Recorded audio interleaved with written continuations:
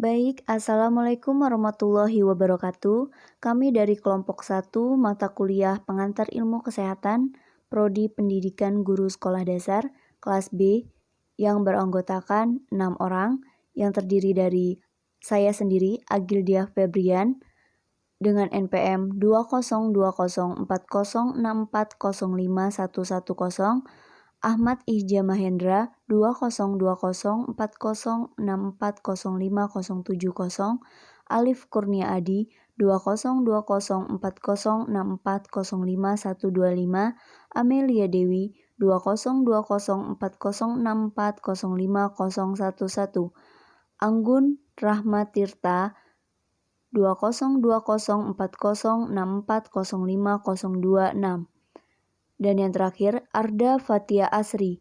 2020406405180. Di sini kami akan menjelaskan tentang konsep ilmu kesehatan masyarakat dan mendeskripsikan ilmu kesehatan masyarakat, yang materinya terdiri dari sejarah ilmu kesehatan masyarakat, perkembangan kesehatan masyarakat di Indonesia, definisi ilmu kesehatan masyarakat, ruang lingkup ilmu kesehatan masyarakat, faktor-faktor yang mempengaruhi derajat kesehatan masyarakat, serta sasaran kesehatan masyarakat.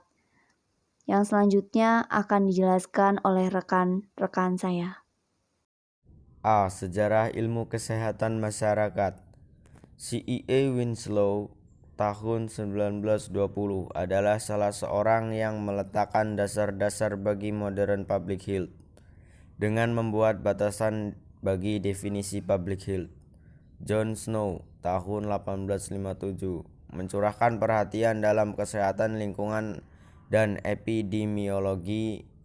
Ia mengemukakan penelitiannya bahwa faktor sanitasi air berpengaruh positif terhadap timbulnya wabah kolera. Pertumbuhan dunia kesehatan masyarakat berturut-turut berasal dari suatu zaman atau era yang disebut empirical era yang berlangsung sebelum tahun 1850. Pertahapannya dibedakan dalam 4 era, yaitu sebagai berikut. Yang pertama, empirical era 1850 tahun merupakan era yang tertua. Basic Science era 1950 sampai 1900 merupakan periode rintisan menghadapi permulaan dunia kedokteran. 3.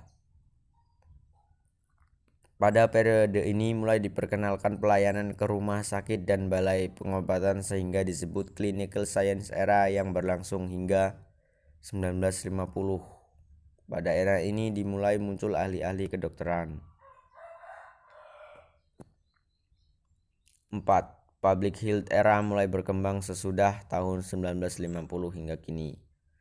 Pada masa empirical era ditandai oleh pelayanan melalui dukun yang dimiliki oleh kerajaan-kerajaan kuno. Kemampuan pelayanan diberikan turun-temurun secara terbatas kepada anak dan cucu tanpa mewariskan penjelasan secara logika. Pelayanan penyembuhan hanya ditunjukkan untuk menghilangkan tanda-tanda atau maupun gejala simptom. Sehingga era ini disebut sebagai symptomatic treatment era. Clinical era yang merupakan cikal bakal muncul public health science era. Pada permulaan public health era di Indonesia dikenal dengan 4 tahap. Yang pertama, pelaksanaan kesehatan masyarakat masih dilakukan secara pengobatan di klinik-klinik atau semacam balai-balai pengobatan sederhana. Yang kedua, pelaksanaan kesehatan masyarakat sudah mengenal modernisasi poliklinik yang lebih maju dan rumah sakit sederhana. Dan yang ketiga, pelaksanaan kesehatan masyarakat sudah mengacu pada berbagai basic health service,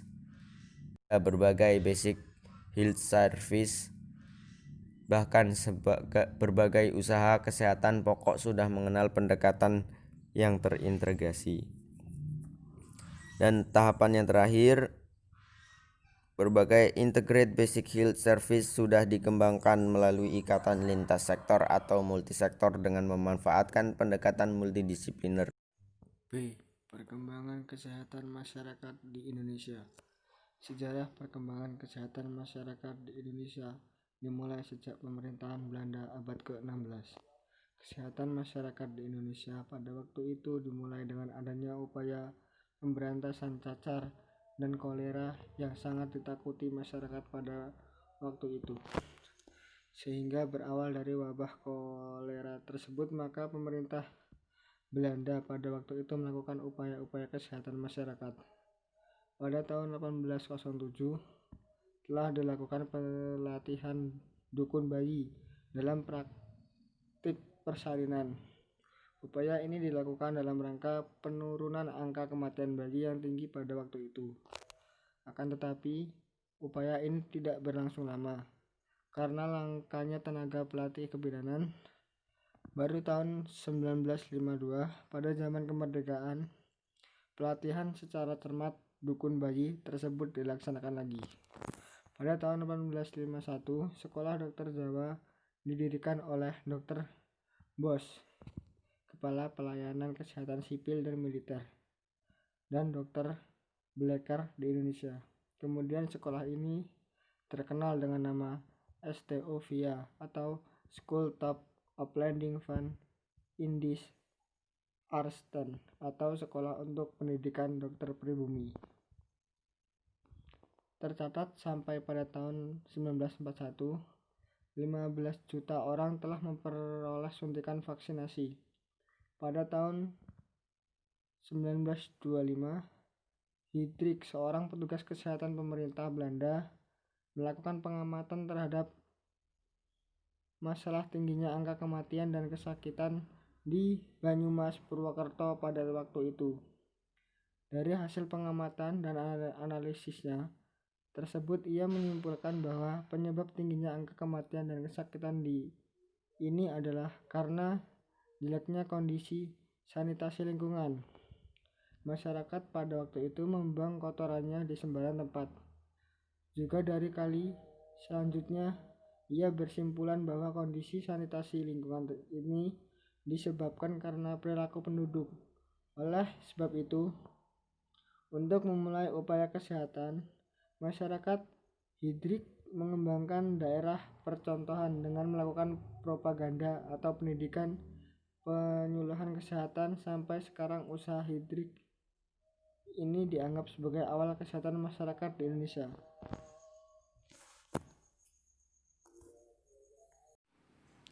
C. Definisi ilmu kesehatan masyarakat. Dalam upaya kesehatan masyarakat ini dititikberatkan pada pencegahan penyakit, perpanjangan hidup, dan peningkatan kesehatan masyarakat melalui kegiatan pengorganisasian masyarakat. Inti dari kegiatan kesehatan masyarakat ini adalah menggerakkan masyarakat untuk melakukan upaya kesehatan masyarakat tersebut. Sesuai Undang-Undang Nomor 23 Tahun 1992, upaya ini juga melibatkan peran aktif pemerintah. D. Ruang lingkup ilmu kesehatan masyarakat. Ruang lingkup ilmu kesehatan masyarakat dipandang dari dua hal, yaitu yang pertama, ilmu kesehatan masyarakat sebagai ilmu yang menopang kesehatan masyarakat, artinya menjadi pilar utama kesehatan masyarakat. Yang kedua, ilmu kesehatan masyarakat sebagai seni atau penerapan kesehatan masyarakat. Kesehatan masyarakat sebagai ilmu berarti tahu lebih banyak tentang kesehatan masyarakat yang dapat dijadikan modal cukup signifikan untuk diaplikasikan di dalam masyarakat. Apabila kesehatan masyarakat sudah diaplikasikan dalam masyarakat, maka beradalah menjadi sebuah seni. Artinya kesehatan masyarakat tidak hanya untuk diketahui saja, akan tetapi harus diaplikasikan di dalam masyarakat banyak untuk kemanfaatannya yang lebih besar. E. Faktor-faktor yang mempengaruhi derajat kesehatan masyarakat. Pencapaian derajat kesehatan masyarakat yang optimal dapat dicapai apabila tercapai keseimbangan dalam interaksi. Terdapat dua faktor, yaitu faktor internal dan faktor eksternal. Faktor internal yaitu dari dalam diri manusia, maupun faktor eksternal yaitu dari luar diri manusia. Faktor internal terdiri atas faktor fisik dan faktor non-fisik, sedangkan faktor eksternal terdiri dari berbagai faktor antara lain sosial, budaya masyarakat, lingkungan fisik, politik, ekonomi, dan pendidikan.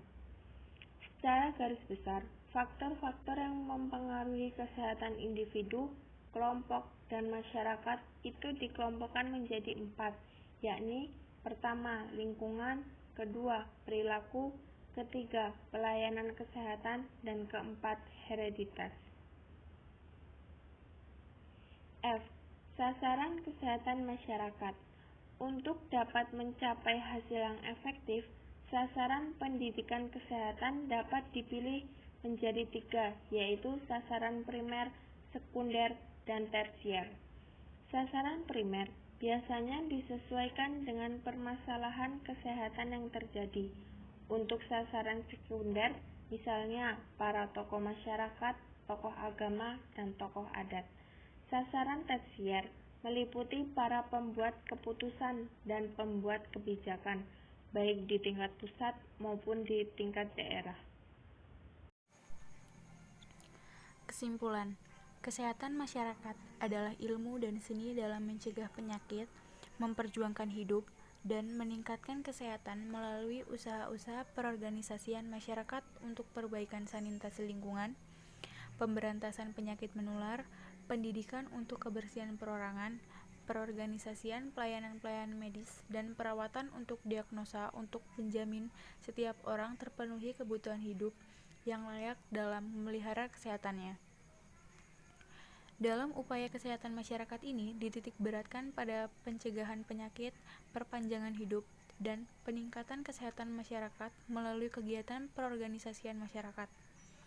Inti dari kesehatan masyarakat ini adalah menggerakkan masyarakat untuk melakukan upaya kesehatan masyarakat tersebut sesuai dengan Undang-Undang Nomor 23 Tahun 1992. Upaya ini juga melibatkan peran aktif pemerintah. Ikatan Dokter Amerika pada tahun 1948 mengatakan Kesmas adalah ilmu dan seni memelihara, melindungi, dan meningkatkan kesehatan masyarakat melalui usaha-usaha perorganisasian masyarakat. Sekian presentasi dari kelompok 1, saya ucapkan terima kasih.